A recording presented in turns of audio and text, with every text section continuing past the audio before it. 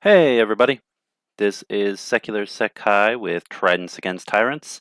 If you can hear me, give me a plus plus in chat. And let's see here. Glad to see Dumitru Claudiu, KK's GG, Mitch Ashdown, Keith Kane. Welcome everybody. And I also see, Keith Kane mentioning Happy Independence Day, Happy Ukrainian Independence Day in the chat. Slava Ukraini. All right, so right before the stream, it was having, unfortunately, an odd audio issue with my console, which I'm going to probably troubleshoot after the stream today. My laptop's acting a little laggier than usual, maybe because I was doing a lot of work with it yesterday on a few projects, but also we're starting an hour later than originally anticipated because I had some important issues I had to take care of before coming to the stream. And so now there's a little bit of overlap. I believe James will be streaming soon on his channel, Why Ukraine the Last Alliance. So for all of those reasons, today's stream we might keep to more like 45 minutes or so, maybe a little under an hour, just so that everyone can also go check out James' stream. But with that, let's go ahead and jump right into it. Amonsky Amarsky, it wasn't me. Welcome. Welcome. All right, I'm going to turn QA on.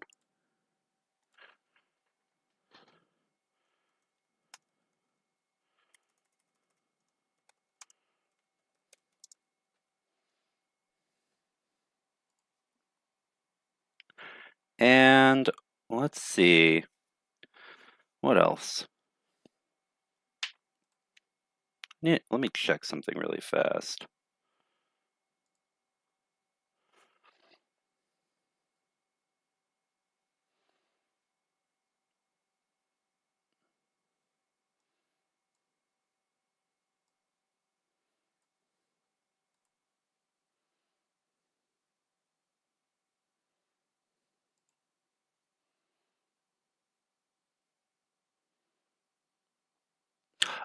Yes. So last time I had to leave quickly to go because I was running late for a meeting. And so we had a question last time that I forgot to answer. I'm going to go ahead and answer it now. That question was from Kay Hansen. Any news on the UK's laser weapon? And let's see.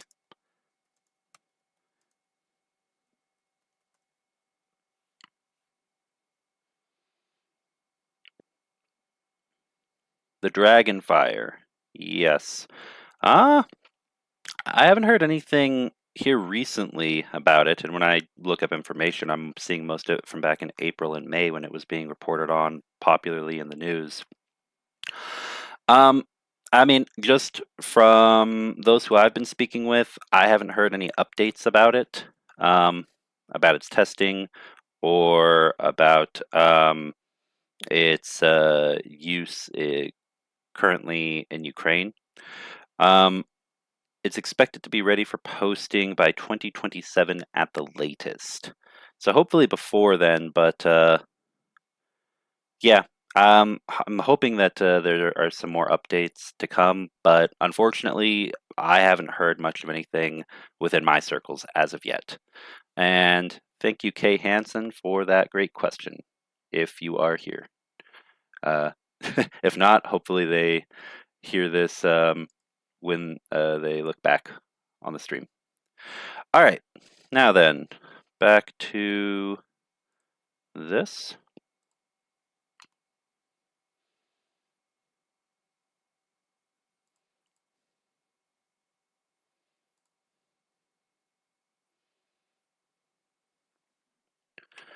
All right. Okay, so let's go ahead and jump right into the news. There's a few things that I want to cover. First, I might even amend the title for this later, but it's already a really full title, so not 100% certain. Or maybe I'll do an extra stream something, just a very small one, since this is going to be a shorter one, or a short video to post, something for Independence Day, Ukrainian Independence Day. But in any case, let's go ahead and jump right into the news, since we are limited on time for today. Or maybe we will go for just 1 hour. That's not too much overlap with James' stream. But in any case, where to start? All right.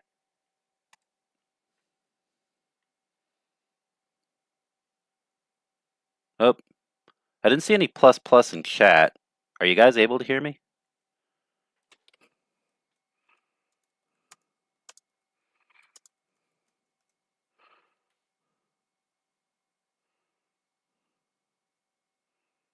Okay.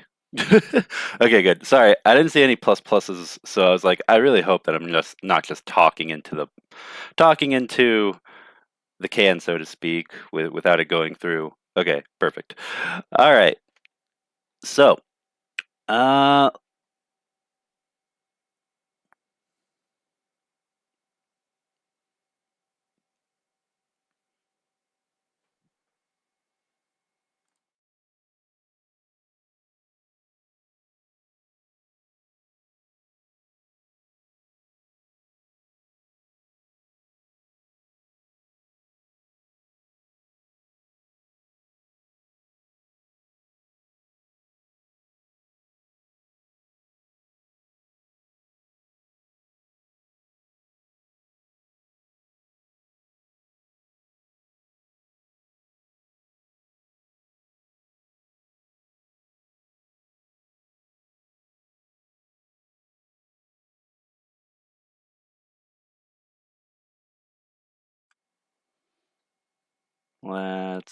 all right, now let's connect this.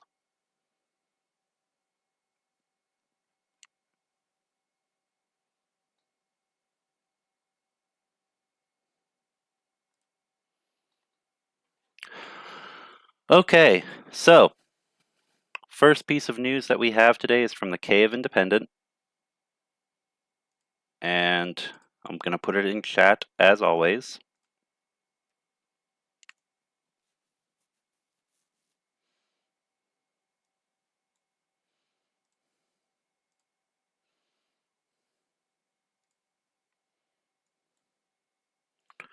All right.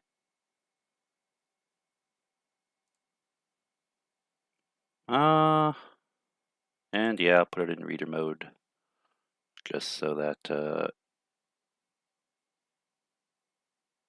there we go. We don't have any extra images or ads or anything.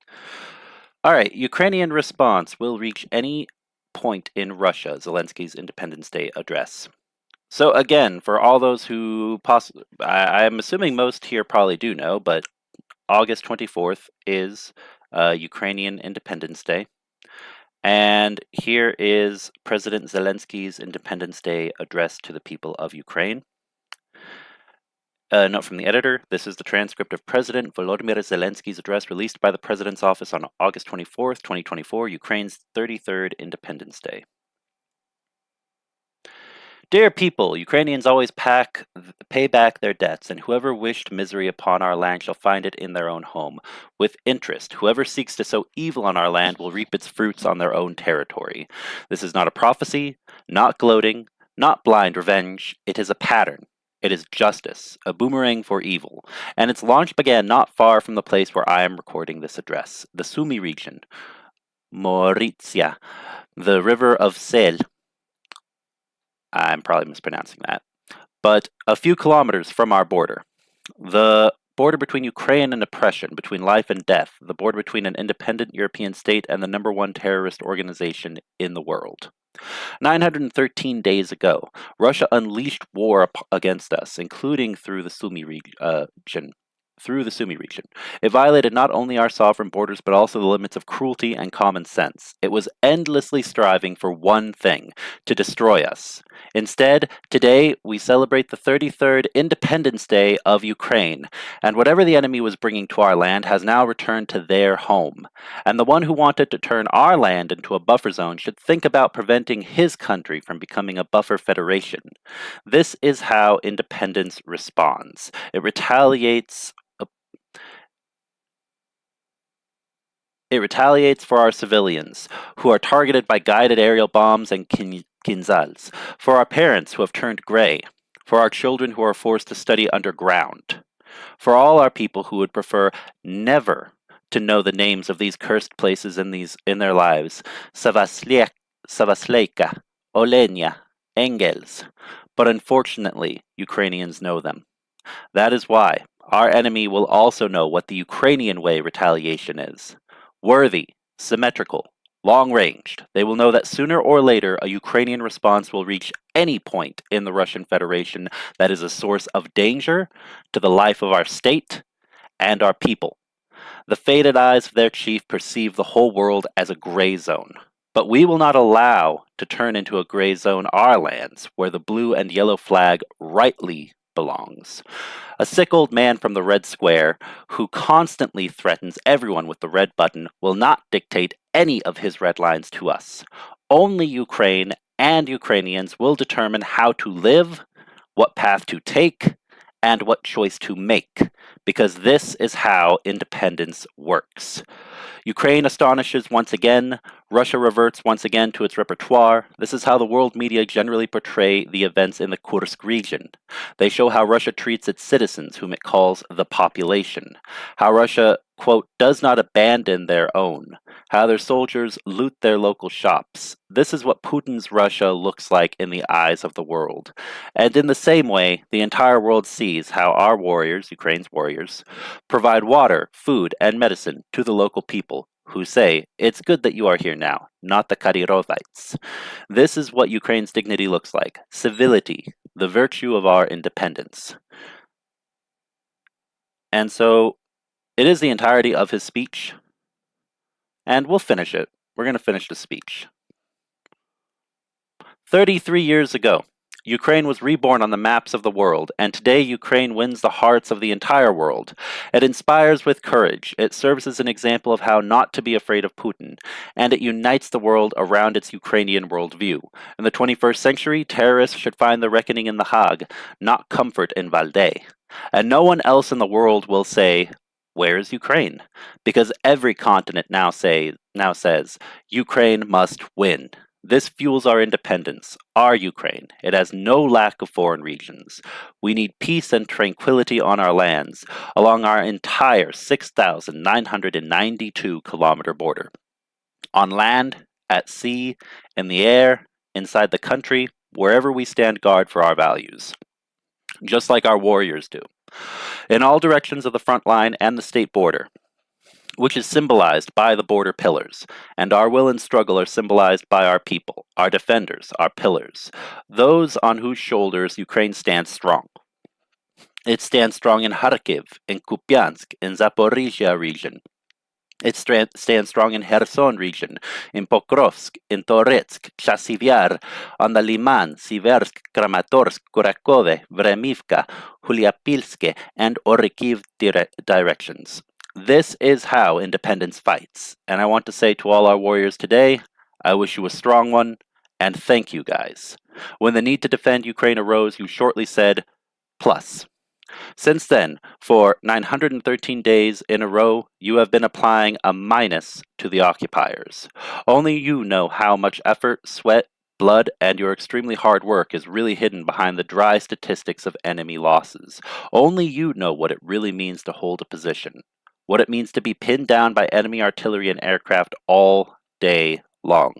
What it means to stand firm when the orcs are pushing. You have preserved and are preserving our independence. I thank anyone who helps our warriors and our state, all those who live and work to keep our independence working and living. Our medical workers, our rescuers, our firefighters, power engineers, our volunteers and entrepreneurs, police officers and farmers, railroad workers, teachers and students, all of them. Ukrainians are here, Ukrainians abroad, who help find, send the necessary supplies, tell the world about Ukraine.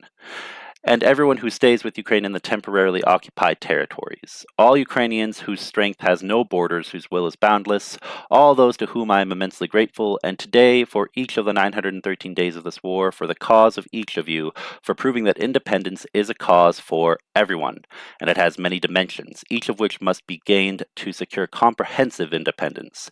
This is economic, this is energy independence, this is the spiritual independence of the Ukrainian people. And Ukrainian Orthodoxy today is taking a step toward liberation from the devils of Moscow. This is also the realization of justice for the awards of an independent Ukraine, which will never again be worn by those who betrayed it. This is the realization of justice for foreign heroes who defend Ukraine on the front line and deserve Ukrainian honor, our citizenship, which will tie into the article we'll cover after this.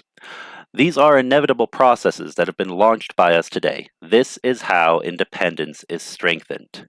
And there should be a solid border between us and the enemy, and there will be no walls between Ukrainians, because Ukraine is in each one of us. Independence is in each one of us, and united we are able to win. It was proven by February 24th, it was proven by 2022 and 2023.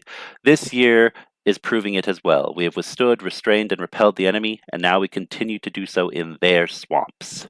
We know what independence is, how difficult it is to revive it, how difficult it is to defend it, but we know everything depends on us. We know what independence looks like. On the morning of February 24th, it was in our eyes. Today, independence is in the trenches in all directions. It is in our cities and villages. In each episode, when we find the best in ourselves, find Ukraine in ourselves, and fight for it. Independence today has tired eyes that have seen it all. Independence smiles when Ukrainians succeed. Independence is silence when we lose our people. Independence is the oath to never forget the fallen heroes. Independence tastes of smoke and dust on the battlefield and in civilian life. Independence descends into the shelter during an air raid alert to survive and to rise again to tell the enemy again, you will not succeed. You will fail. You will not prevail, and you will be held accountable for everything. This is how we feel freedom. This is what Ukraine looks like. This is what independence looks like. And this is what it sounds like. Happy Independence Day, Ukrainians. Glory to Ukraine. Slava Ukraini. So, very good speech by President Volodymyr Zelensky. I wanted to make sure to go through the entirety of it. And, yeah, these are hard times, but one thing can be said for sure, that the leadership of Ukraine during this entire crisis has remained stalwart and has worked hard to keep morale and faith in democracy, faith in independence, faith in a better future and prosperity alive among the Ukrainian people. And so, yeah, I highly applaud him for his words said here.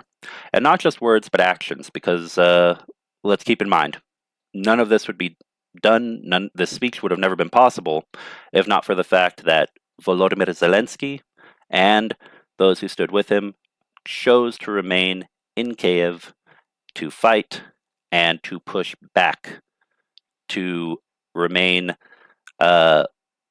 strong, to remain stalwart in their defense of their country against the enemy.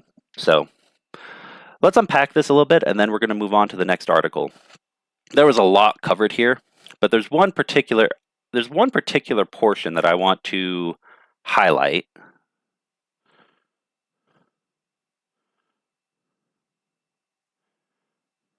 which is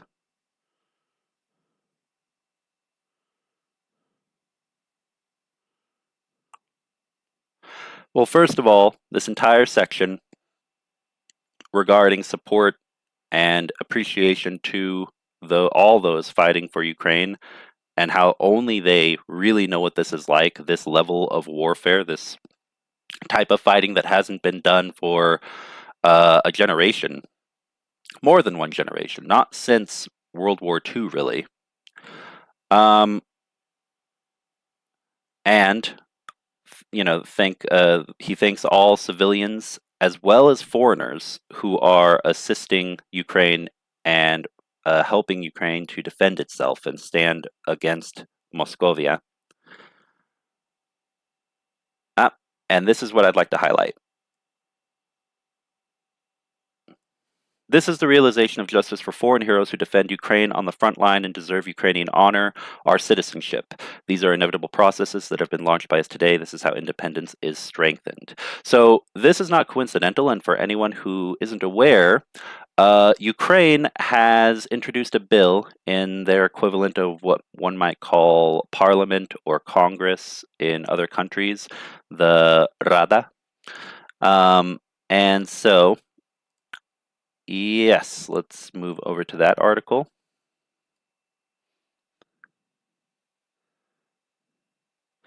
In the Verkovhna Rada,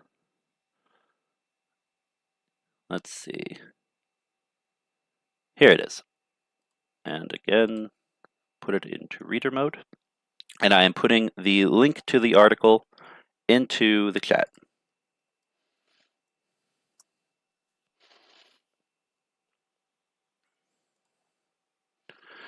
All right. Interesting. So this is from the Kyiv Independent. However, oh yes, that's right. This covers more than one topic. So this is discussing a little bit about both situation with Belarus as well as this bill that I'm about to bring up. So,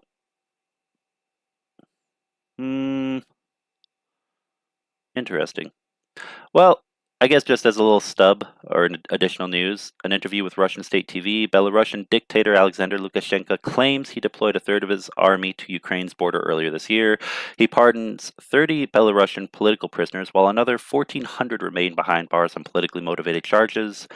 And Lithuania builds a military base for 4,000 German troops near the Belarusian border and holds joint drills. So, yeah, Belarus is perhaps a little bit panicked right now.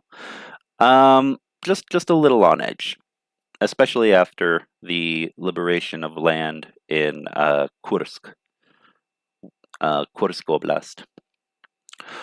All right. Ukrainian parliament passes bill easing the process of obtaining documents for foreign volunteers defending Ukraine, potentially giving Belarusian fighters a way out of a legal limbo.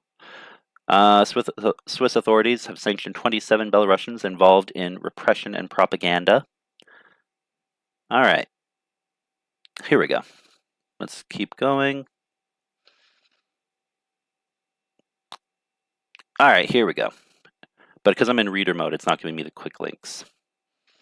Still, actually, this is multiple stories all at once. So we're just going to focus on the one about Ukraine's parliament, the Verkovhna Rada.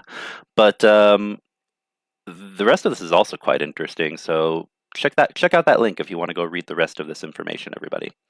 Ukraine's parliament approves bill simplifying legalization of foreign volunteer fighters in Ukraine. A bill simplifying the process for granting residence permits and Ukrainian citizenship to foreign volunteer fighters defending Ukraine's territorial integrity has passed its second reading in the Verkovhna Rada, Ukraine's parliament. European Solidarity Party MP Irina Herashenko reported on August 20th. The bill, passed with 315 votes in favor out of 423 sitting MPs, allows foreign and stateless volunteers within the ranks of the Ukrainian army to acquire residence permits or citizenship even if their documents have expired. Their family members would also be entitled to temporary residence permits. That's a big part.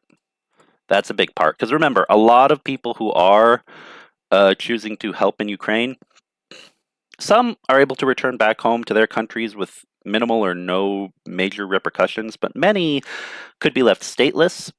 They could face long jail sentences or other repercussions, other punishment if they return home after serving in any foreign military or even specifically in the Ukrainian armed forces. And there are many who have family back home in their countries. And if they aren't able to return to them, well, then those family members should be able to come and be with them in Ukraine, have residence. So I think this is definitely very good news. The clause allowing fighters with expired passports to apply is especially significant for Belarusians. In November 2023, Lukashenko banned Belarusian embassies from issuing new passports abroad. That's very big. That's very big, guys. Remember that, so for Belarusian opposition, for the government in exile, for opposition groups in the diaspora, um, no matter who you are, you still need to have a valid. If you're going to be doing things internationally, especially trying to organize things to um, topple a dictator back home in your own country, then a lack of being able to get a passport updated. Not that you would want to go to an embassy of a dictatorship to get that anyway, but because remember, embassies technically, to a certain degree, are able to enact their own laws. They're considered little tiny plots of land, mini legal jurisdictions of whichever country the embassy belongs to. But yeah, that would make it very hard for those trying to liberate Belarus from Lukashenko. Belarusian and Russian citizens receiving Ukrainian citizenship for defending Ukraine against Russian aggression will be required to renounce their foreign citizenship within a year after the lifting of martial law. Okay, so again, that's not immediate. That would be a year after the lifting of martial law. New Ukrainian citizens will be allowed to take citizenship exams within 2 years of martial law being lifted. Okay. All right. So, all right. Remember, everyone, that martial law is still in effect because of the fact that this war is so huge and ongoing, and 20% of Ukraine's landmass is currently occupied by uh, a foreign enemy power. Um, so, yeah. We still don't know when martial law is going to be fully lifted, but yeah, hopefully that will. It's good to know that when this war is over, those who have fought to defend Ukraine and wish to continue to help Ukraine rebuild, strengthen, and prepare for whatever else the future may have in store, even after this conflict is over, will have that opportunity. Ukrainian President Volodymyr Zelensky introduced the bill to simplify the legalization procedures on July 16th. Hundreds of Belarusians have joined the Ukrainian army since 2014. According to Andrei Kushnerov, the co-founder of the Association of Belarusian Volunteers, approximately 1,300 Belarusians have joined since 2014. 60 of them have been killed in action. In Belarus, volunteer fighters risk imprisonment, and the regime, excuse me, of Lukashenko harasses their families. Moreover, in Ukraine, they also find themselves in a legal limbo as soon as they are discharged from service. Unable to obtain residence permits under their current legislation, Belarusians have to seek refuge elsewhere. However, EU member states are reluctant to provide asylum to former combatants, according to the Association of Belarusian Volunteers. So, this is, yeah, that's something that for those who are fighting for Ukraine, wherever they come from, you have to treat your veterans with respect, including volunteers from other countries who come to assist. Because by coming to assist you, even if they're doing it on a volunteer basis, some of them with some, perhaps with either with pay that doesn't cover what their needs are, there has to at least be legal protections or opportunities to receive those, or citizenship or residence for anyone who is helping Ukraine. So I strongly agree with that. Here we go. To follow up on this, actually, the importance of helping Belarusian opposition and opposing Lukashenko, Switzerland sanctions 27 Belarusians involved in human rights abuses. Switzerland has sanctioned 27 individuals involved in the repression of civil society in Belarus and working for Lukashenko's propaganda machine, the Swiss Secretariat of Economic Affairs reported on August 14th. So, yeah, remember, even though they're famous for neutrality, Switzerland is not. They don't just sit on their hands. They're not always perpetually neutral. So let's keep reading. This is good to hear. The sanctions largely mirror those introduced earlier by the European Union. The list of persons sanctioned includes 13 judges responsible for handing down politically motivated sentences and 5 prison chiefs. Also sanctioned are law enforcement officials, including the head of the main department for combating organized crime and corruption, Gubopik, Andrei Ananenka, his deputies, and the head of the Department of Public Prosecution, Mikhail Kavalyo. Belarusian propagandists were sanctioned as well. They included state news agency Belita director Irina Akulovich, the editor-in-chief of Belarus Today and former head of the press service of Belarusian dictator Alexander Lukashenko, Dmitry Zhuk, ONT television channel correspondent Alexei Kryakvin, and chairman of the Youth Council of the National Assembly, Mikita Rachilovsky. Okay, so, yeah, tying into the speech mentioned earlier tying back to what President Zelensky said in his speech earlier, over the past 4 years, more than 3,000 Belarusians have been designated as political prisoners by human rights activists. Over 1,700 nonprofits in the civil sector and nearly all independent media had to shut down. So these new sanctions coincide with the 4th anniversary of the rigged 2020 Belarusian presidential elections. So remember, everybody, it's all tied together. And we need to stand by Ukraine. We also need to be aware of what's happening in the other countries, the regions surrounding Ukraine, because long term, in the future, 10 years, 20 years from now, what's happening in Ukraine, what's happening in Belarus, what's happening in Moldova, what's happening in Republic of Georgia, it all ties together. Especially when the lands of those neighboring countries, such as Belarus in 2022, or potentially in the future, we have yet to see occupied portions of Republic of Georgia where new naval bases have been constructed by the Russian armed forces. Uh, it's all interconnected and it's all important because what happens in Belarus can be a threat to Ukraine, as we saw in 2022 with the initial invasion from the north heading toward Kiev. What happens in Republic of Georgia could potentially lead to increased or added attack vectors, added threats to Ukraine by sea. So Moldova is. I don't see Russia getting anywhere near Moldova because Transnistria, Moldova, all of that is landlocked, and that's less of an issue, but it still has a political effect being such a close neighbor. So this is why I focus on all of these. We need to look at the big picture, and we need to try not to get tunnel vision, because this war and this conflict, let's not even say war, let's just say conflict. This conflict goes back before this war even started in 2014. This conflict goes all the way back to the 90s if we really want to look at it from the lens of civil society, political warfare, which was a precursor to actual nation-state warfare in this case. The whole history leading up into the Revolution of Dignity, the Maidan, Yanukovych running to Russia with his tail between his legs, the invasion of Crimea in 2014, the full-scale invasion in 2022, the ongoing war that's happening now. And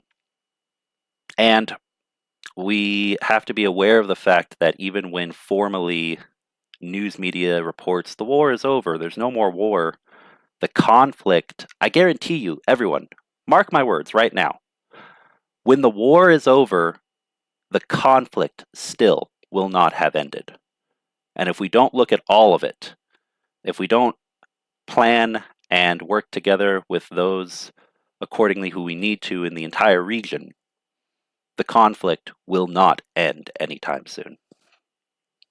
Anyway, I'm going to get off my soapbox now. Let's move on to the next. Let's move on to the next article because we're already 33 minutes in. Wow. Okay. So, next article.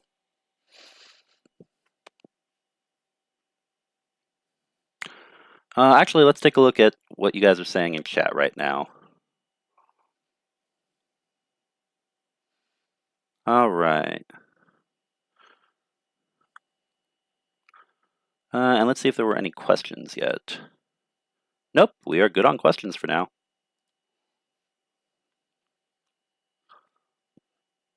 Ozzy Bugga, Blonde Bombsheller, KK's GG, Shahar Zixia,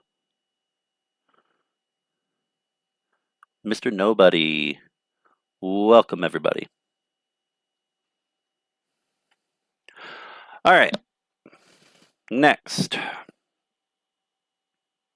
Let's talk a little bit about upcoming matters, because there are two elections. Well, there's more than two, but there's two elections coming up that are in different ways pretty closely related to Ukraine.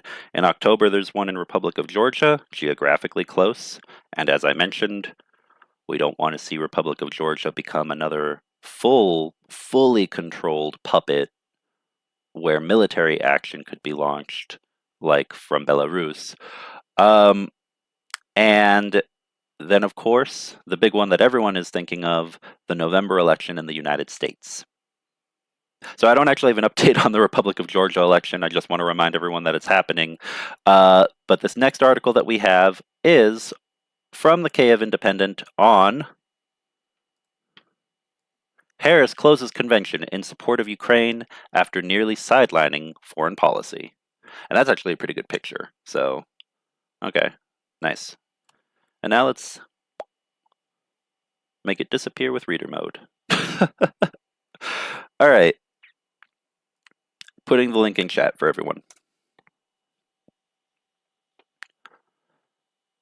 From Chicago, United States, moments after officially accepting the Democrats' nomination for President of the United States on the last night of the Democratic National Convention, Kamala Harris reminded voters foreign policy may not be completely sidelined in the 2024 election.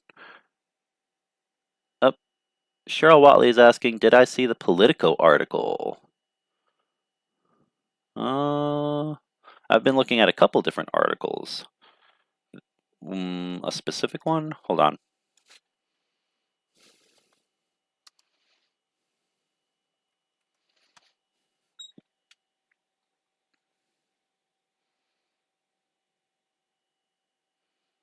I don't know which article is being referred to, but I see from Politico information on Putin saying that the failure to prevent Ukrainian troop advancement in Kursk isn't his fault.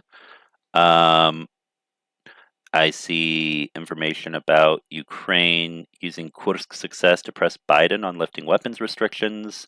Ukraine claiming the launch of homemade Palyanitsia drone missiles at Russia. If you have more information about which article, let me know, Cheryl. Oh, I'm glad I pronounced it right, Shahad.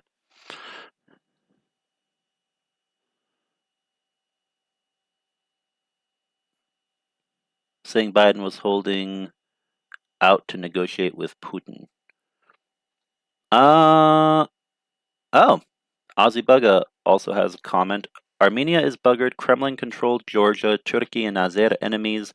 Only option to D lanes. Iran's second most to DEA lanes.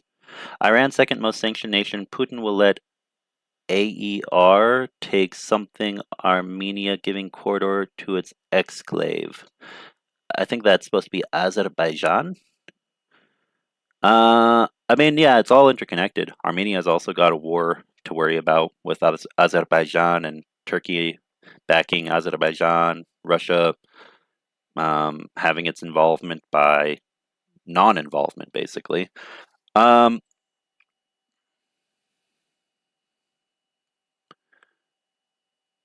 I mean, all big things. Turkey and Azerbaijan enemies? Oh, yeah, I don't fully understand the grammar there, but I do know that the Kremlin probably wants full control of Georgia because they see Turkey and Azerbaijan as rivals, as potential future enemies in the region of the Caucasus. But anyway, let's see here. I'm going to go ahead and move on to the article. But thank you for all the comments and questions in chat, everybody. All right, let's see.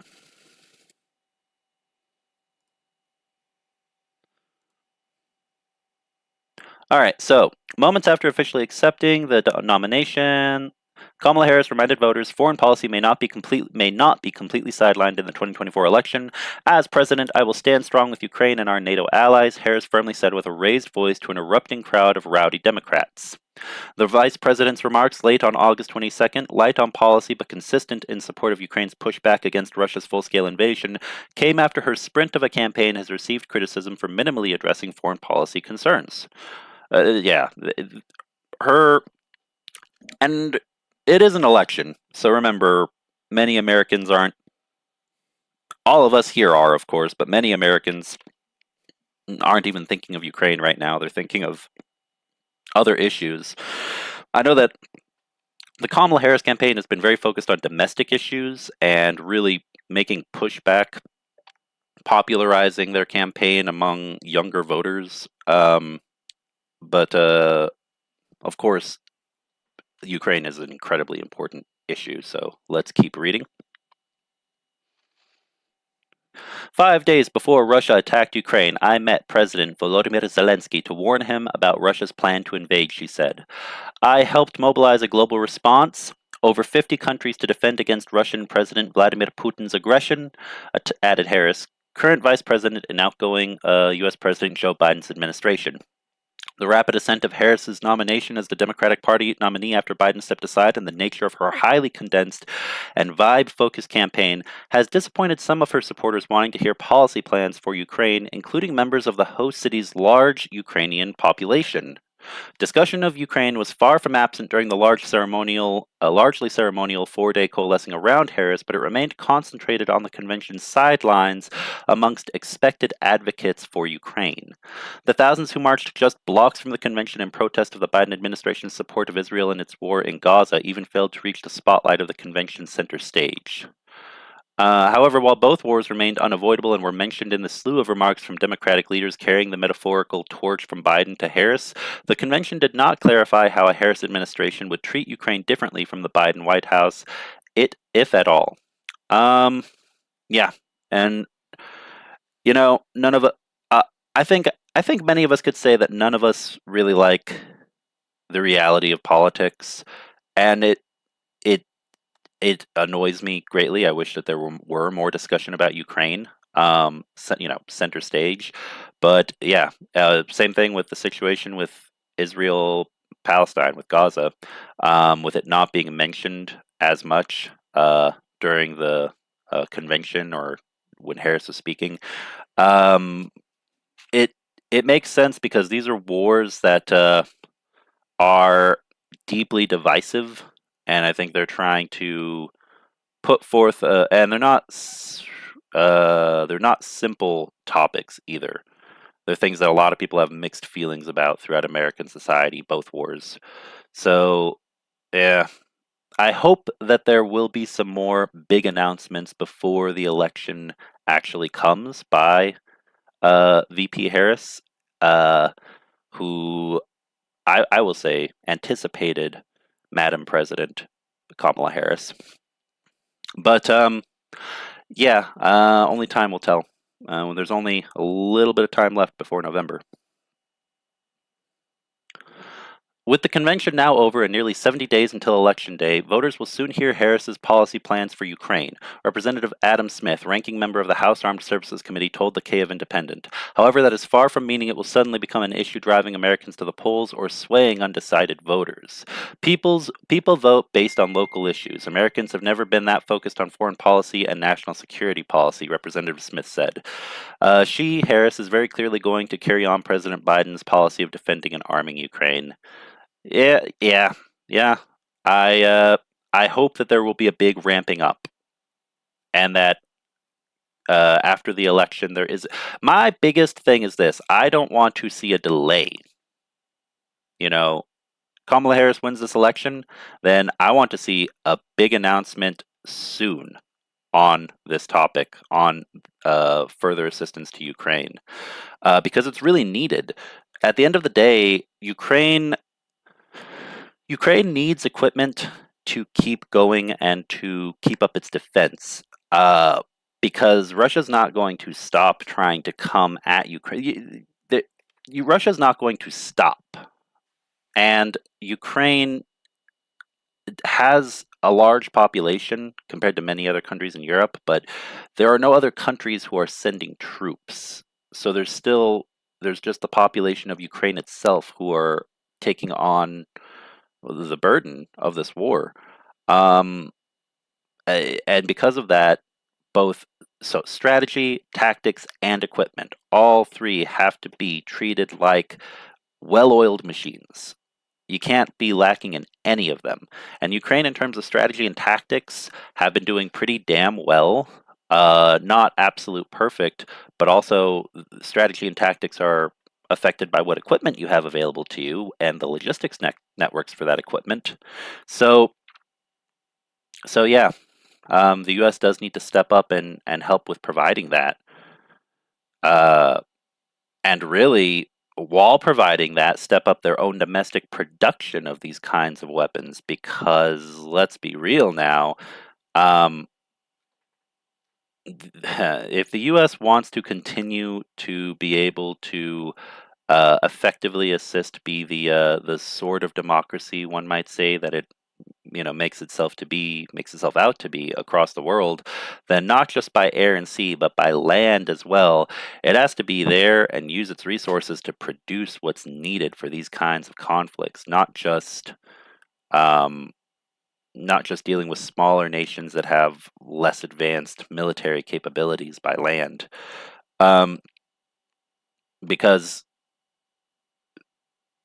yeah, there may be more anticipation of aerial and naval combat with the likes of, say, China, for example, but the U.S. cannot be caught slacking on this front. Anyway,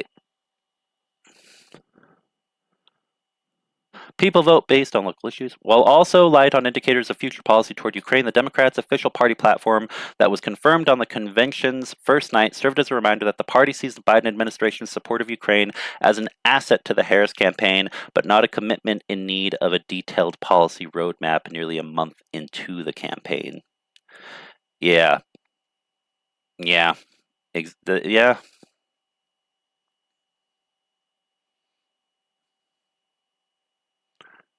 yeah. Unfortunately, that I would definitely would not say that's true for all in the party, but yeah, unfortunately, it is one of those things where it could be something that doesn't get a heavier focus until after November, and really, it's needed before then. As the longest serving woman in Congress, Rep. Marcy Kaptur said insight into Harris's policy toward Ukraine can be gleaned from her supportive record in the Senate and as vice president. Representative Kaptur, the co-founder and co-chair of the bipartisan Ukraine caucus, hopes the Harris administration would bring progress toward NATO membership for Ukraine. But in the meantime, the Democratic Party remains united around freedom. Representative Kaptur said, echoing the Harris campaign's catchphrase and implying freedom equates to support for Ukraine. After 3 days of next to no mention of Ukraine from the primetime stage, it took 3 back-to-back veterans and a Republican for Ukraine to receive repeated mention. Trump plans to do Putin's bidding by abandoning Ukraine and walking away from our NATO allies, ranking member of the House Foreign Affairs Committee Jason Crow, who earlier in the week met with members of Chicago's Ukrainian community, said to the convention.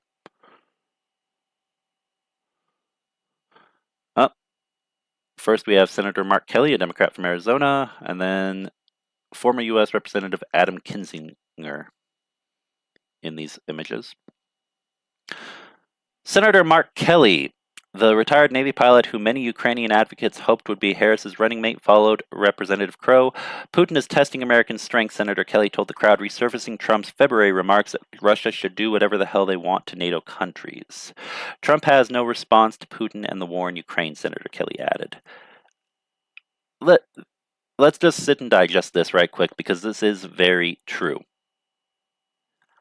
Trump cannot win, people. I know that people don't want to maybe focus on this quite as much because it's a domestic U.S. political topic, but if you care about Ukraine, just remember and push that, let everyone you know who is an American, be aware of it, that Donald Trump equates to the U.S. not helping Ukraine. That should be reason enough. That should be reason enough for people to take a closer look at Kamala Harris and whether they're conservative or Republican or independents. They may not be liberals or Democrats. They may be centrist. They may be independent. However they identify. If they're an American and they can vote, please urge them to do so, because it's good for American democracy. It's good for Ukraine. It's important. Donald Trump cannot win if Ukraine is to receive the support that is needed for it to defend its independence and liberty. The convention's loudest roar over Ukraine came on the last night when former GOP official Adam Kinzinger quoted Trump's running mate J.D. Vance saying, "I don't really care what happens to Ukraine." Then, leaning into the Harris campaign's categorization of the GOP opposition as weird, Kinzinger said Trump is weirdly obsessed with Putin. Yeah, that's true, because Trump acts as though he wants to be best buddies with dictators openly, and acts as though he admires them. It's embarrassing, to say the least. Heartbreaking and absolutely disgusting are maybe more appropriate adjectives. The U.S. support of Ukraine remains a dividing issue between Republicans and Democrats. Nearly 2/3 of Democrats believe the U.S. has a responsibility to help Ukraine, according to Pew Research data from July, while only about 1/3 of Republicans and Republican leaners agree with that. And let's see. This article keeps going for quite a bit, but it is important. I do want to cover this. The few but busy Ukrainians at the DNC. While Democrats remain mostly united around U.S. support of Ukraine, the convention provided a multi-day engagement outside of Washington for various individuals and groups in support of Ukraine to gain backing from the less easily convinced progressive wing of the party. After rallying U.S. support for Ukraine in Michigan and Texas, very important, Texas has had a lot of supporters, Michigan as well, both of these states, honestly, for Ukraine a rise in the last 2 years. Ukrainian lawmaker Oleksandra Ustinova attended the convention with the hope President Biden uses his remaining months to further cement his legacy in Ukraine. It's not enough to get the support that we have now. We need to change the policy from Ukraine stopping Putin or Ukraine fighting the war to actually Ukraine defeating Russia, Ustinova told the Kiev Independent. And exactly, yeah. Meeting with Democrats in Congress and the United Ethnic Women for Kamala Harris on the sidelines of the convention, Ustinova's message was that by lifting restrictions on American weapons striking inside Russia, Harris could inherit not only an easier conflict in Europe, but a winning plan should she win in November. Yeah. Along with Representative Kaptur, Ustinova was one of many Ukrainians to speak at a United Ethnic Women for Kamala Harris gathering in Chicago's Ukrainian Village. On the sidelines of the DNC, members of Chicago's Ukrainian Village shared concern with the decline in American interest in Ukraine. This concern isn't without warrant. Only 1/3 of the American public says Russia's invasion of Ukraine is a, quote, major threat to U.S. interests, a drop from nearly half shortly after the full-scale invasion, Pew Research found. Yeah, and so reinvigorating conversation around this topic is going to be incredibly important. Maria Dmitrievna Penyak, the president of the Ukrainian Congress Committee, organized the ethnic women's gathering and the Ukrainian Americans displaying the few Ukrainian flags outside the convention. On the sidelines of the Democratic National Convention, Ukrainian MP Oleksandra Ustinova spoke at Chicago's Ukrainian Culture Center for a gathering of the United Ethnic Women for Kamala Harris. Yep. Very important. A resident of Chicago's Ukrainian Village since 2000 after leaving Ternopil in western Ukraine, Dmitrievna Penyak, like many who spoke with the Kiev Independent, was disappointed with the lack of mention Ukraine received during the convention. What is the strategy? Why is the Democratic Party not saying anything? She said, a lifelong Republican. She is one of many in Chicago's Ukrainian community of nearly 300,000 who first voted for a Democrat with the onset of Donald Trump in 2016, to only be further offset by Russia's full-blown invasion of Ukraine in 2022 and Trump's running mate selection of Ukraine skeptic J.D. Vance. While supporting Harris and Waltz, Dmitrievna Penyak hopes their policy platform toward Ukraine will soon become known. All right.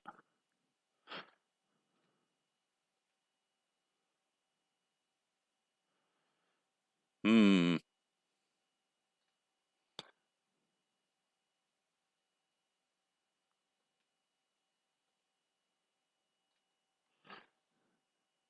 You know what? I want to highlight this last part. I'll let everyone read the remainder of the article, but if they want to check out the link.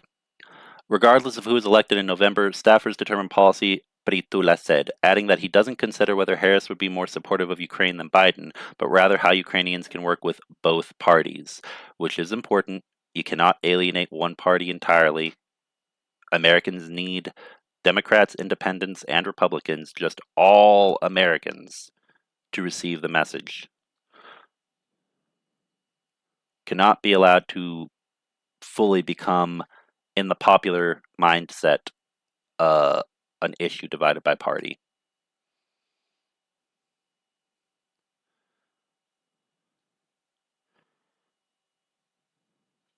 All right, Scott Kulinane, the director of government affairs at Razom for Ukraine, a nonprofit advocating for Ukraine in Washington, was one of the few Democrats engaging in discussions about Ukraine throughout the convening. In addition to faster weapons delivery to Ukraine and lifting restrictions on American weapons, Kulinane's messages to Democrats included closing sanction loopholes and encouraging Western companies to exit Russia. Everyone is either a supporter of Ukraine or a supporter of Ukraine who doesn't know they're one, Kulinane said. That's how we have to approach it. So, basically, I just want to keep a reminder, show support to Razom, show support to those organizations, those Americans who are actively being vocal about this and trying to get the message through, make it more of a priority on Capitol Hill, because it is all important and interconnected. All right, let's take a look at chat.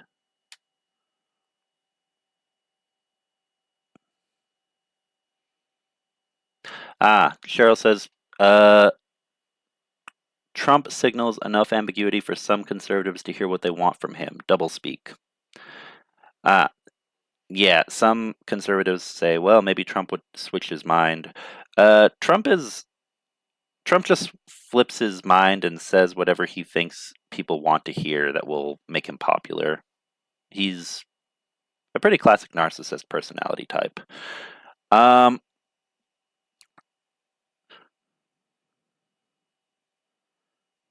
Vote blue, agreed. Blue tsunami in November.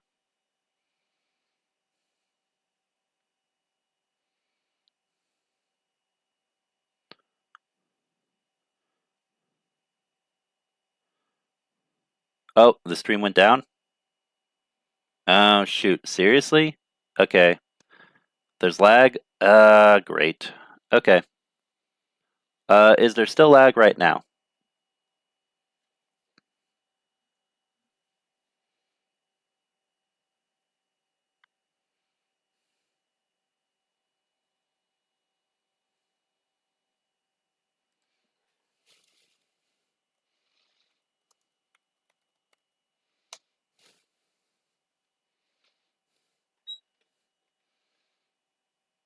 All right, waiting to get a response in chat to that. But I guess I'll continue in the meantime. Let's see if there are any questions, because we're already almost an hour in. From Stephen Walsh, let me highlight. Do you think the election is based on fear? It seems like there are two choices, fear or not. Ukraine seems to be reminding us of that. You mean the US election, whether it's based on fear? I mean, every election to a certain extent is based on fear and hope and anger and outrage and sorrow. People vote based off of all of their emotions. I mean, I think right now there might be policy on both sides, or there might be rhetoric. The approaches that both sides are taking are based on the fear that there would be a failure on their part to garner enough support within the electoral college, enough electoral college votes to actually win the presidency. But it goes beyond just the presidency, guys. Remember, we're also talking about the Senate and the House. If Kamala Harris is president, but then there's a broken Congress, it's going to be a repeat of the same problems under the Biden administration. Guys, I don't know how to tell you this. After November, there's a very real possibility of a gridlock, because even if there's a, Democrat, Kamala Harris, who is supportive of Ukraine in the Oval Office, who can maybe do a few executive orders, you know, the point is that she wouldn't be, you know, she's not a queen, a monarch, or a dictator. There's only so much that the presidential authority allows for by design when it comes to executive orders, and breaking that would put oneself on the same level, so to speak, as Donald Trump. Even when Donald Trump was president, he probably wanted to do a whole bunch of things, but there's probably at least one time or another where he was told, "No, Mr. President, you can't do that, and if you try to do that, it's going to create a real problem."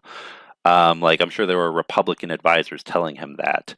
But the fact that the whole Project 2025 thing has even come to the surface, and plans to change the system so much, that tells me two things. One, those who have wanted to do that for a long time saw an opportunity to do so, and those who were surprised, like, oh, this isn't the way that we do things. The executive branch of government isn't supposed to have this much power.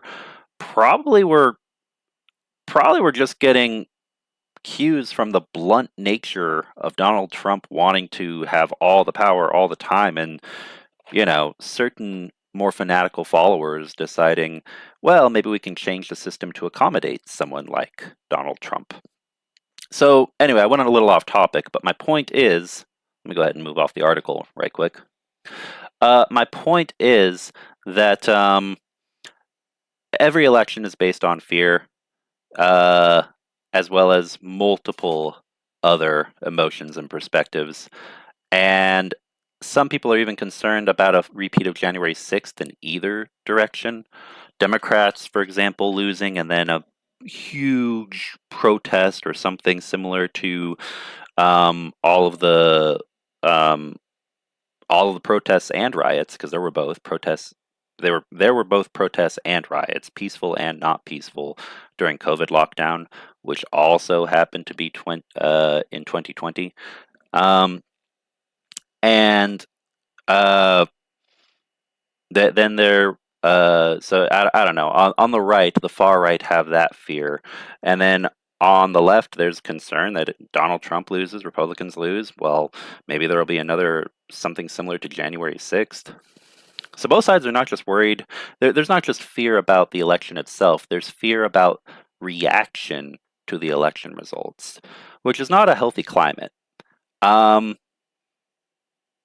in less than 3 months, what am I saying? It's still August. In less than 3 months, we will have our answer on how everything unfolds following election night. Anyway, thanks for a great question, Stephen Walsh. Ukraine, it seems like there are two choices, fear or not. And yeah, I agree. The only thing, what's the quote? The only thing we have to fear is fear itself. And that is something that I would say Ukraine is reminding all of us, that we have to stand strong, we have to stand united, and we have to stand against just what's wrong. We have to stand against the reactionary nature of humans when they are terrified. Thanks for a great question.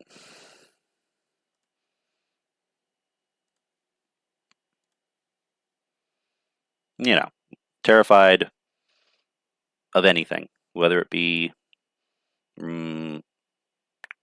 creeping violent invasion from an enemy force, or a creeping sense of authoritarianism in one's country. We just have to stand against fear. All of us, united. All right. Oh, another question just popped in. Against what is just wrong? Ah, thank you, Mitch Ashdown. The Heritage Foundation was founded in 1971. Project 2025 has been brewing for a very long time. Yes, I agree with you, Mr. Nobody, but I also would say that the Heritage Foundation,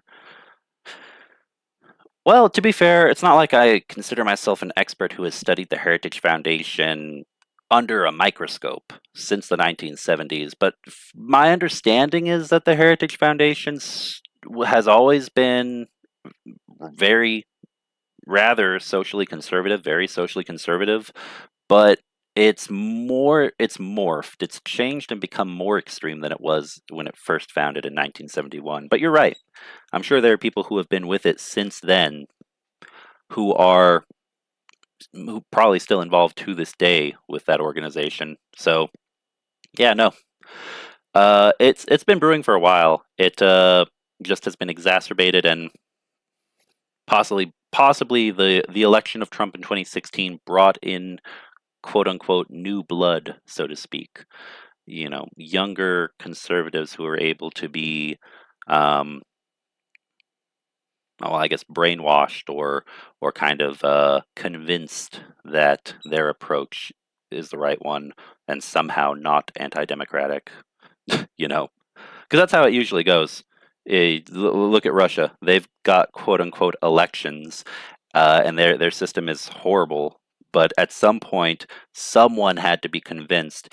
Let's do it this way. We need to take, have a firmer stance, take a stand, and like we're not going to go back to the Soviet Union ways of doing fake elections, but we'll keep them free and fair, just with a little more, you know, outside emphasis on power consolidation for this one party, which happens to be Putin's party. All right. Yeah, 2025 was meant to be kept a secret. I think a long time ago it was meant to be kept secret, but once it got leaked, then they leaned into it and tried to make it a big, tried to normalize it unsuccessfully to the American public, which is why they've got their own website and they try to make it seem appealing. But then just writing down their policies made most Americans look and say, that sounds horrible.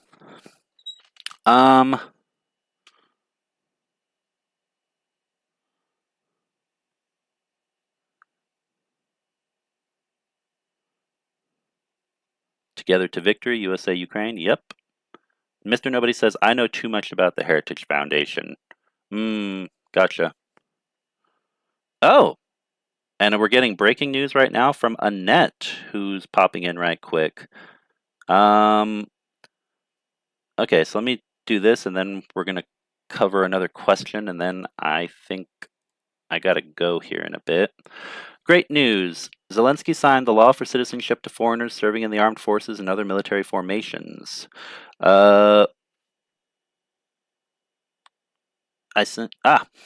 you, because I had been kind of focused on my spiel there for a second. So let me take a look. Okay, you know what? Because we do need to close out here pretty soon, and I want everyone to go check out James' stream when we're done. We're going to check out this article and then go from there. So let's go ahead and take a look. Oh, but first, okay, before we do this article, we'll close out on this article. Let me take a look at the other question I received. Do you know who Malcolm Nance is? Mr. Nobody asks. Yes. Yes, I do. And for anyone who doesn't know who Malcolm Nance is, go read his books. Not just go read anything he's written, his formal books, as well as his writings about the situation in Ukraine, his experience working as working in intelligence in the Navy. Go read stuff by Malcolm Nance. The man is very impressive. In my opinion, I've heard some people who have some criticism of him, but that I think was based off of his experience working in the Middle East compared to his experience working in Ukraine when he went to when he chose to go there and assist with the International Legion. because he did join the International Legion. But all in all, he's someone who I would consider to be a staunch ally of Ukraine as well as the United States, with an emphasis on united. Um, the man is a patriot. So yeah, that's all I'll say. Go look at his books, his writings, and actually, if you want a specific one about the United States, a very good one I can recommend is a very controversial title. It's called "They Want to Kill Americans: The Militias, Terrorists, and Deranged Ideology of the Trump Insurgency." And if that sounds like a very shocking and if it sounds like a shock and awe title, it's because it is, and because there is some merit to it. There really is. Um, go take a look. I'm going to put a link to it on Amazon in the description, in the chat. And thanks for a great question, Mr. Nobody.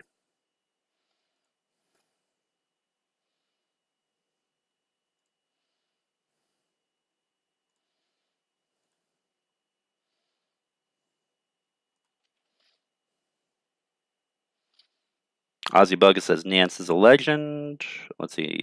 Nance has a bit of an Nance has a bit of an ego, but has his head screwed on straight. Malcolm Nance will be applying to the Harris Waltz National Security Council. I hope he does. Malcolm Nance has a lot of experience in intelligence and national security work, and he has a substance in Substack, Stephen Walsh says. Definitely go check those out.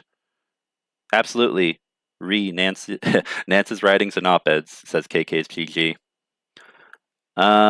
Judge Luthig deplores the Supreme Court's recent decisions. He's the one who influenced Pence not to delay the vote count. Yep, here we go. Cheryl says Judge Luthig used to be Heritage Foundation, now disavows it. So, yep, that's also... There are plenty of people who used to be part of Heritage Foundation, now want nothing to do with it.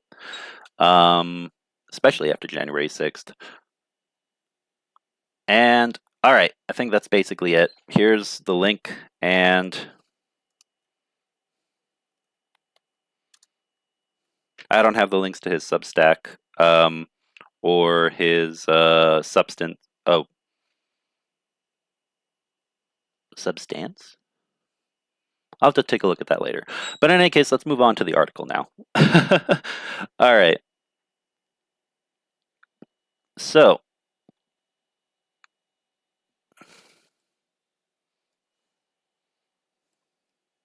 next article.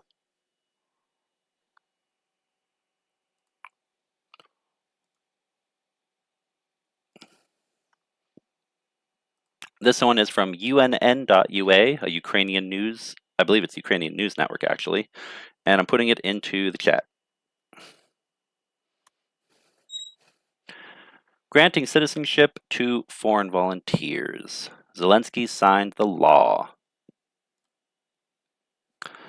President of Ukraine, Volodymyr Zelensky, has signed a bill to grant Ukrainian citizenship to foreigners serving in the armed forces of Ukraine, the state special Special Transport Service, or the National Guard of Ukraine. This was reported by UNN with reference to the card of the bill number 9585. Details. August 24th, 2024, Ukrainian Independence Day, a very appropriate day to sign it. Returned with the signature of the President of Ukraine. The document status report reads, the law will come into force on the day following the day of publication, and some of its provisions will come into force in 3 months. Addendum. According to the draft, that should be the draft of the law, legal residence on the territory of Ukraine is provided for foreigners who have extended their stay on the territory of Ukraine in accordance with the established procedure, or have a permanent or temporary residence permit on the territory of Ukraine, or have a military ID. Foreigners who are or have been serving under contract in the Armed Forces of Ukraine, the State Special Transport Service, or the National Guard of Ukraine will also be able to obtain Ukrainian citizenship. To do this, you will need to submit a declaration of renunciation of foreign citizenship. Important note. So, to the best of my knowledge, Ukraine does allow foreign citizenship, but this provision where one who is serving in the Ukrainian armed forces would have to renounce their foreign citizenship is a big one because uh, I'm not sure how I feel about that. For example, I'm fairly certain in the U.S. Armed Forces, one who's serving isn't. In some cases, you may need to for certain positions, but for the most part, you don't. You can be a dual citizen. You don't have to renounce your original citizenship to be naturalized as a citizen in the armed forces in the U.S. And a few other countries, I believe, also have laws of that nature. This is good news for those who really can't go back to their countries, their original countries of origin, such as, for example, maybe some who could face issues if they went back to places like South Africa or, obviously, of course, Belarus or Russia itself, um, who are fighting to defend Ukraine, who uh, gain trust and wish to become Ukrainian citizens or permanent residents. Um, but for those who could return to their countries feasibly without an issue, possibly even with some recognition or positive coverage from media outlets in some cases, um, such as some who are fighting from the U.S. or the U.K. I guess that makes it a little more difficult, but of course, those those fighters who just would probably would wish to go home, or maybe would just apply for residence instead of citizenship. Anyway, according to the draft law, family members of foreigners who have signed a contract to serve in the armed forces of Ukraine, the State Special Transport Service, and the National Guard of Ukraine will be eligible for a temporary residence permit. It also provides for the granting of immigration permits or Ukrainian citizenship to those whose passports have expired. This also applies to foreigners and stateless persons who have defended Ukraine. It is planned to grant the right to obtain a temporary residence permit to family members of people who have signed a contract in the armed forces. Citizens of Russia and Belarus who have acquired Ukrainian citizenship since February 24th, 2020 must confirm the termination of their previous citizenship after the end of martial law. Okay, this. I just want to highlight this right quick, everybody, because I actually don't know enough about the ins and outs of the legal processes for acquiring or renouncing Ukrainian versus Russian versus Belarusian citizenship. But I can say this: Russia and Belarus are both close to Iran, and they may not change their laws to reflect this particular issue I'm about to bring up, or it because maybe it would be a difficult legal process for them, or maybe it wouldn't. Maybe they already have a process that's similar to this. Although off the top of my head, I don't believe that's the case. I believe that it's not impossible or uh, nearly impossible to renounce and lose one's Russian or Belarusian citizenship. But Iran, for example, I know many people who are opposition, both civilian, and even among armed opposition networks in diaspora and within Iran, who would love to renounce their Iranian citizenship, but they can't. So with Russia and Belarus, anyone from those countries serving in the Ukrainian armed forces, whether or not they'd be able to get that renunciation of citizenship recognized internationally, like I am no longer a citizen of Russia or a citizen of Belarus, I don't know how that would work. Uh, because maybe it's a process that could be done pretty quickly and easily, and like if they ever had to go abroad for any reason, personal or related to work or a mission, not have to worry about extraordinary rendition back to Russia or Belarus. Uh, those who are fighting for Ukraine, those who side with Ukraine, I'm referring to here. But then again, that could still be a problem. So Ukraine could possibly offer something like saying, this particular person has renounced their citizenship, and the nation state of Ukraine no longer recognizes them as a Russian or Belarusian citizen. But I don't know how that would work internationally. This is a very interesting topic that I'm going to have to read up on more. People who have served in the armed forces and obtained Ukrainian citizenship within 2 years of the end of martial law must pass exams on the Constitution of Ukraine, history, and confirm their language skills. Um, yeah. And this is also an issue that sometimes pops up for citizens of Taiwan, for obvious reasons because of the issue with China, and citizens of the Tibetan government in exile who do have their own passports and issue them to people that are have limited recognition globally. Sometimes people with those passports do get treated internationally as citizens of Tibet. Sometimes they get treated as citizens of China. Sometimes Taiwanese citizens get treated as citizens of their government, ROC Taiwan. Sometimes they get treated like they're Chinese citizens, even though they're not. So this will be something to keep an eye on in the years to come. For anyone who is a lawyer or has any interest in legal processes internationally.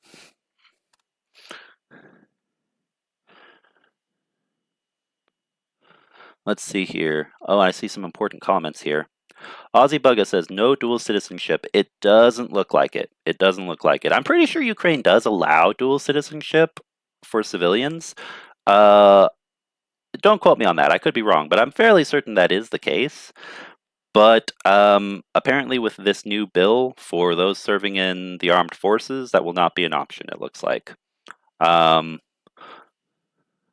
Dual citizenship is widely abused. This is true. This is true. It could also be for security reasons, which is why, I mean, it's not unreasonable when you really think about it, because for those who are able to safely return to their home countries without repercussions, it's disappointing because you fight and you bleed for a country, you want to be recognized as a part of that country.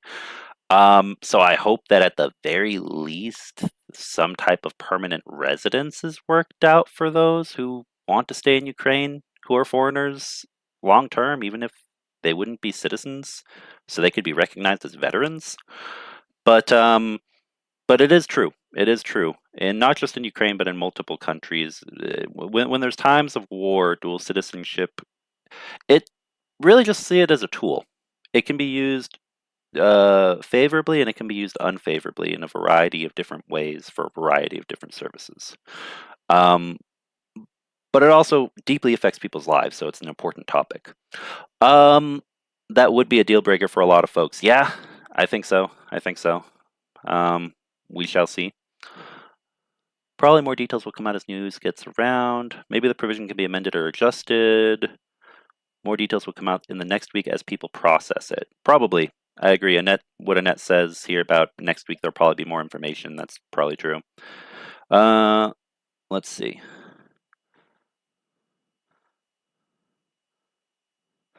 Yeah, Ozzy Bugga.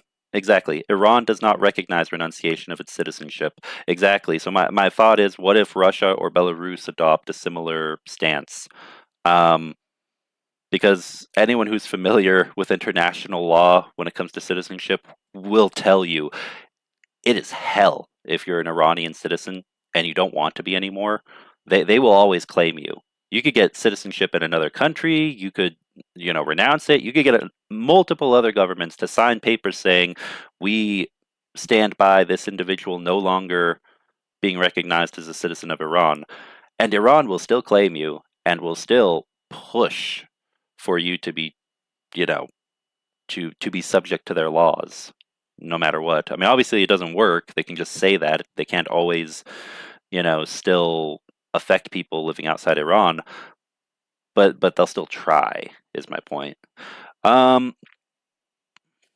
can understand why a renunciation of Russian citizenship would be a must. Absolutely. 100% I agree with that.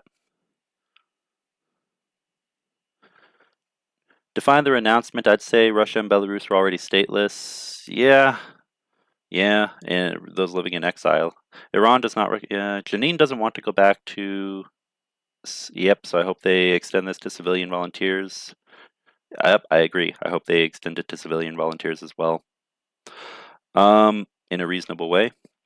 Of course, giving up your citizenship doesn't change who you are. It's a formality, really, too flippant.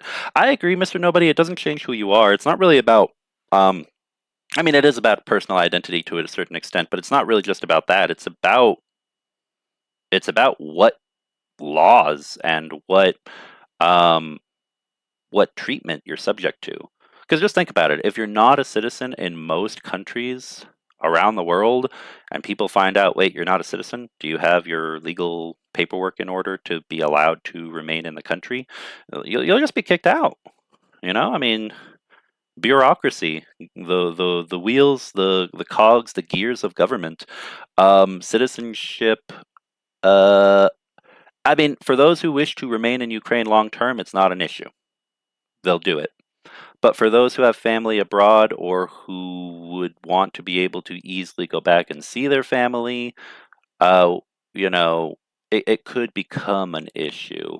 It differs for each person and what country they originally come from. But yeah, no, I agree. Giving up your citizenship doesn't change who you are. Um, but it does affect if you have networks that support Ukraine. For example, if you're a US citizen and suddenly you can't be in the US if for some reason you or any other country for a long extended period of time quite as easily, or access certain things, services that only a citizen would have access to, that could affect some people's work in Ukraine, but I don't think so. Anything of high level, you know, you don't have to be a citizen to have access to most things that are important that are supporting Ukraine right now. You don't have to be a citizen to be involved in drone networks coming from one country to another in a lot of cases. For a U.S. citizen, it can have real meaning. U.S. citizens must pay U.S. tax even if permanently living overseas. That's true. That's true. It could also come with little benefits like that in certain cases. Yep. Yep, yep. It would only be a problem of lack of recognition if when traveling to countries friendly to the nations of their former citizenships. Um, yeah, possibly. Yep. Okay, a lot of conversation on this topic. Let's see.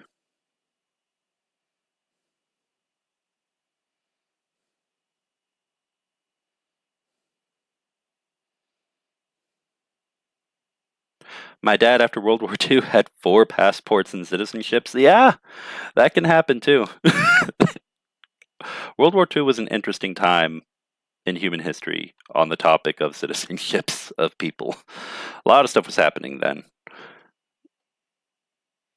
Aussie Bug. Here in Cambodia, many opposition party members have a Western citizenship as a measure of protection. Yeah, I could see that.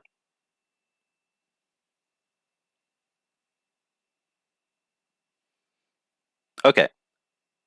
All right, all right, all right. Enough with this. Let's go ahead and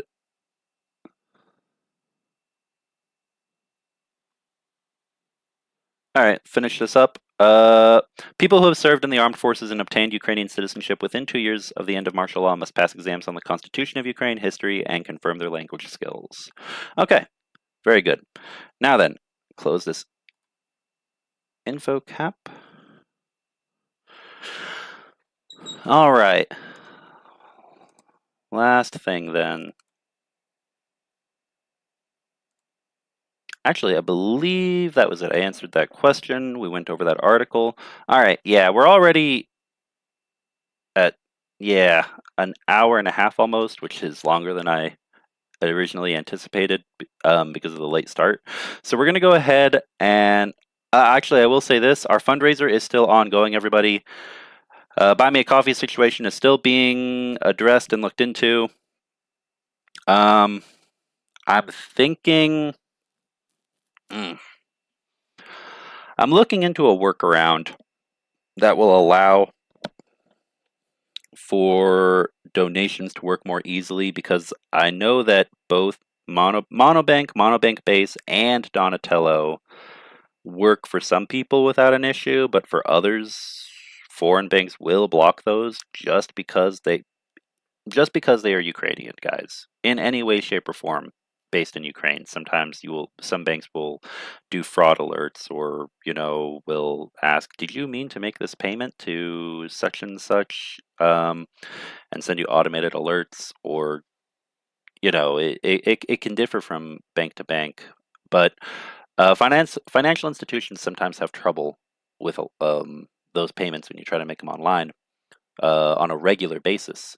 So I'm going to look into a way, I've been looking into a way to get around that and to make sure that doing so wouldn't cause an issue with huge fees that have to be covered or major tax implications for anyone who's acting as like a middleman to get those donations to Ukrainians who need them. So once I've got an update on that, I'll let you know. I'm hoping Buy Me a Coffee. I know that Rick was covering this topic on his channel also, that they might be reconsidering it. I hope that happens so that this issue is one that can be settled and Buy Me a Coffee could still be used. But the fact that Buy Me a Coffee even raised this issue to begin with already shakes a little bit of faith in it long term, kind of like with Patreon. So it's rough because it's like a lot of these, when you send these donations, they go directly to those in Ukraine who are using them for their purposes to help the armed forces. So that's the ideal. That's what would be best to keep as the option. But if we have to, we will set up some way to get around it, to make sure that donations get where they need to go, with transparency and with without having all of these problems that pop up sometimes for people. All right. Anyway, with that, I don't know. I don't think that Anton is here with us right now, but one thing that is still working, even though it won't pop up on the screen right here, when a donation is made, is PayPal.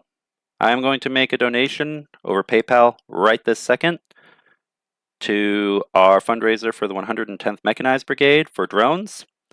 And if anyone who is still on stream would like to join me, feel free to do so.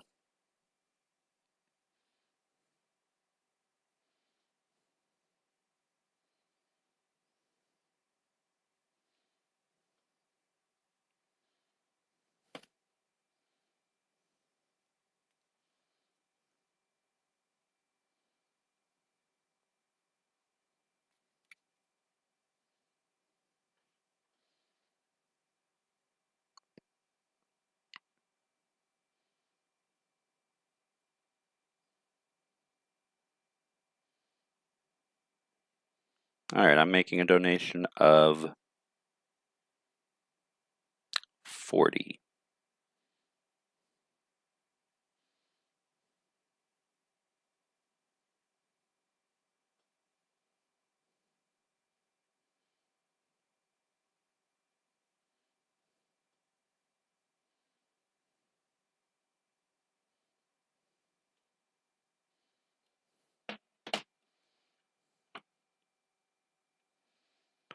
All right, and that has been sent. And once Anton gets that,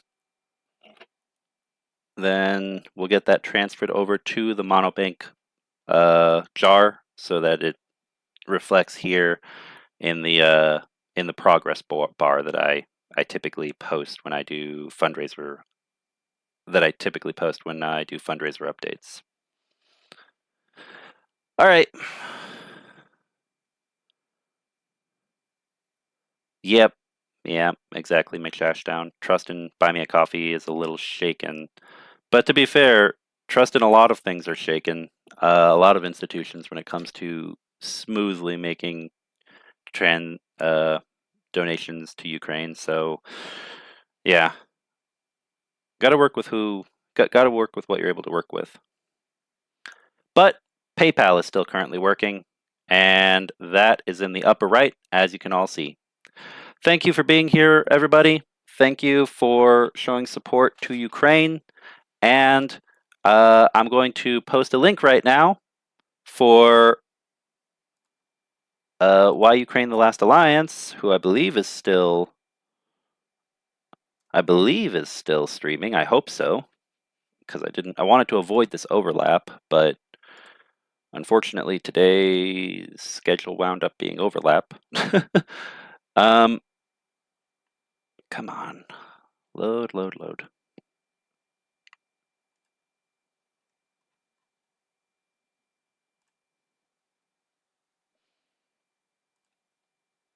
There we go. I'm going to post a link, and I hope to see all of you over there shortly, and I will be joining you.